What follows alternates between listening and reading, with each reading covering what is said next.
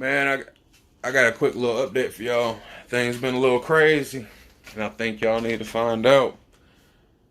But first things first, people keep sleeping on these BDC4s, man. Even after I done reconed them, these things are still dope and beastly. Not even really broken in yet. Still kind of stiff. But boy, them things get down. They get down. I added a piece to the port. I added two pieces to the port actually, because where I was tuned at, fortunately I was tuned at like 37 hertz. Yeah, no. So had 20 inches of port. It was calling for 40 inches to make it roughly about 28, 29 hertz. So put it in some wood. I screwed up because I needed 6.5. All I could give it was 3.5. So I know I was choking it. I know that's wrong. And then when I added that extra piece to try to get it at like the 42-ish to like bring it down even lower, boy, that gap was like that far. It was only like an inch, and I was like, yo, that's not gonna work. Played with it for like 2 days. I didn't like it, so I took it out. Broke that piece of wood out. Now I got a 10-inch piece, so I'm at like 30-something inches. So we'll see. Might put the subs in tomorrow. Might not. Hell yeah, that shit hit me. I was like, what the fuck?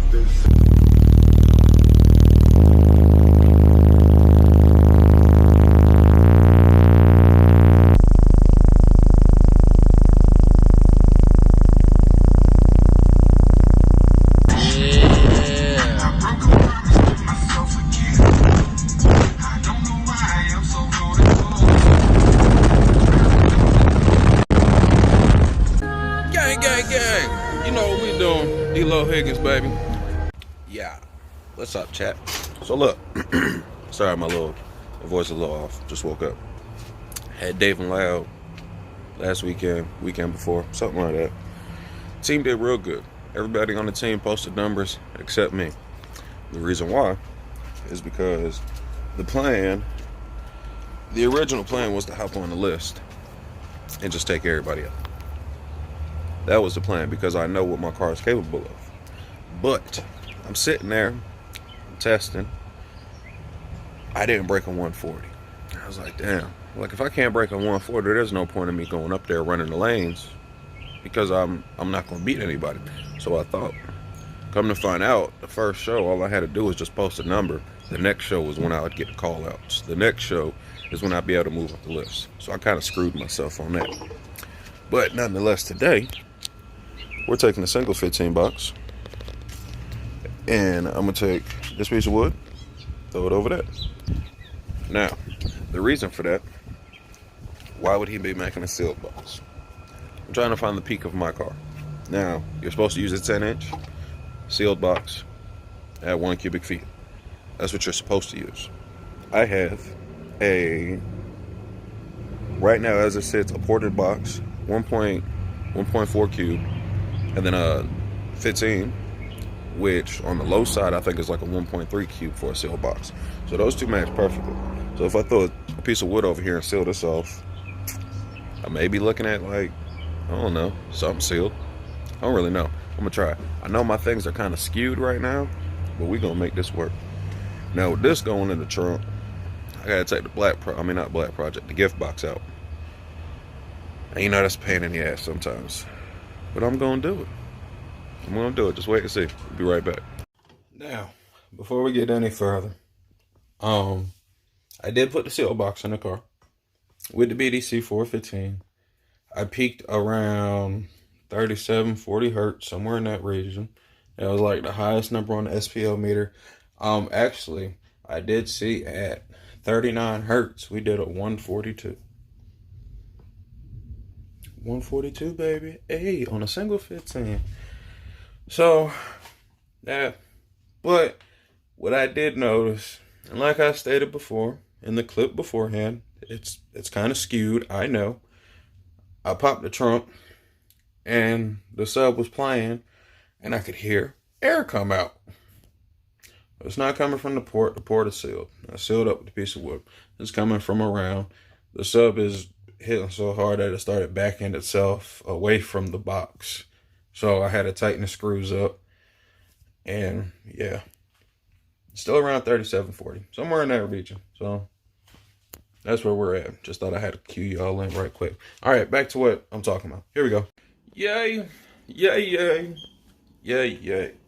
So look, I need to catch y'all up. I need to catch y'all up because I finally got the Super Bank off the table.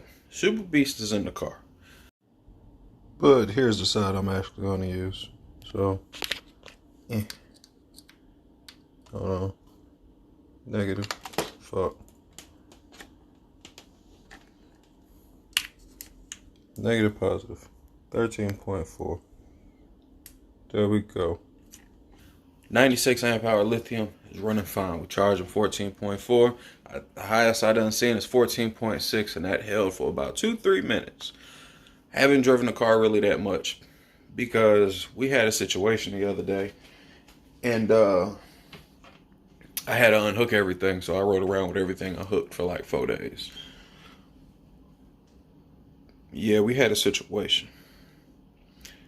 But this isn't the worst of it. So, let me give you a little backstory. Early in the morning, 2 days prior to that, let me start over. 2 days prior to that, I put the lithium bank in the car. Everything was running fine. No problems. Now, I ran another wire from the front AGM all the way to the back to the lithium bank. So, I can unhook the front battery and just have the car strictly run off the Headway and, charge it that way and all of that. Worked out fine. Riding home from work that morning, my volts dropped from 14.5 to 11.1. Something's not right. And this is the voltmeter going to the Headway, to the Superbeast. So something's not right. So I pulled over, and as I'm pulling over, I'm seeing some smoke come out the trunk. And I'm like, fuck it, I start smelling wires. So pull over, cut the system off, do all of that. Cut the car off, pop the trunk. I noticed that my ground wire is burning at the frame.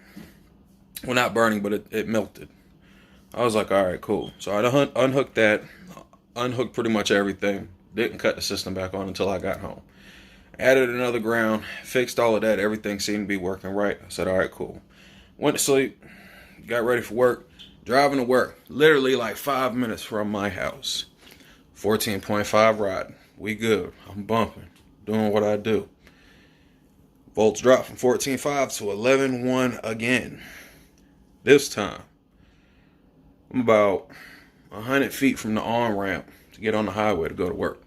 Something is telling me to pull over and check it out. I'm sitting at the light in the left lane waiting to pull over off to the side so I'm nowhere near traffic. Now, as I'm doing that, my whole back seat is filling up with smoke. Light turned green, I took the fuck off.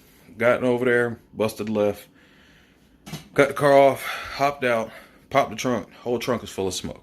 At this point, I'm like, what in the world is going on? I'm looking at the Superbeast because I hooked it back up.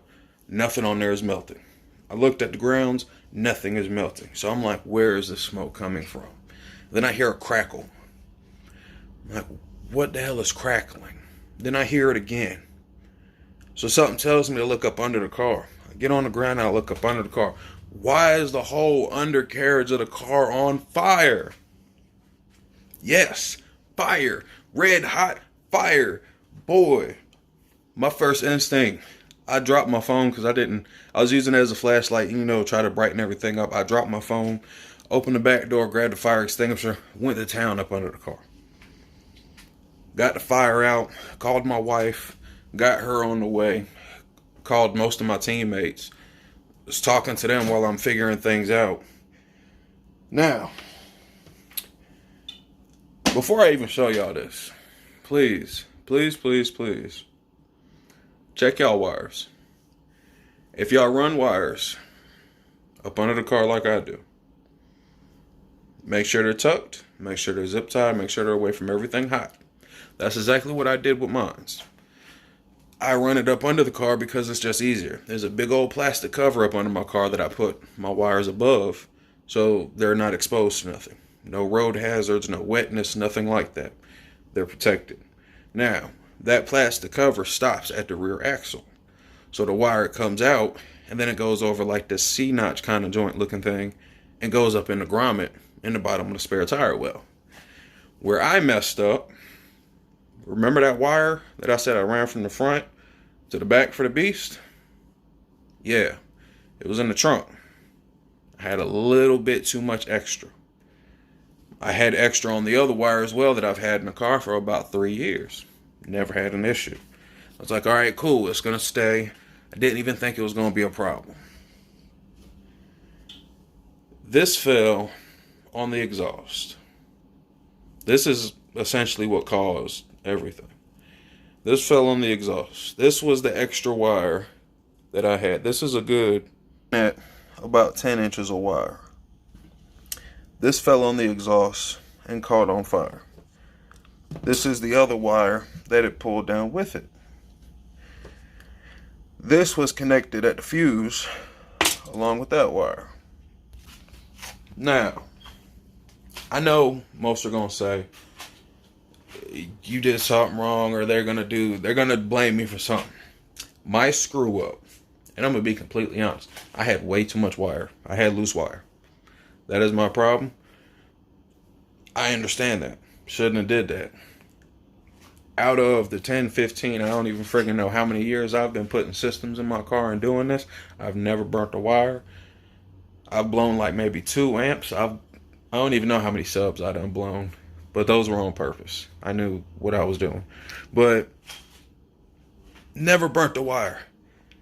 Now, when that happened, your boy was upset. Your boy wanted to cry. My wife pulled up, and she just shook her head at me because I was on the phone with my teammates talking to them on video chat, and I was laughing and stuff. So after I got off with them, she came up to me and she was like, well, is there anything I could do?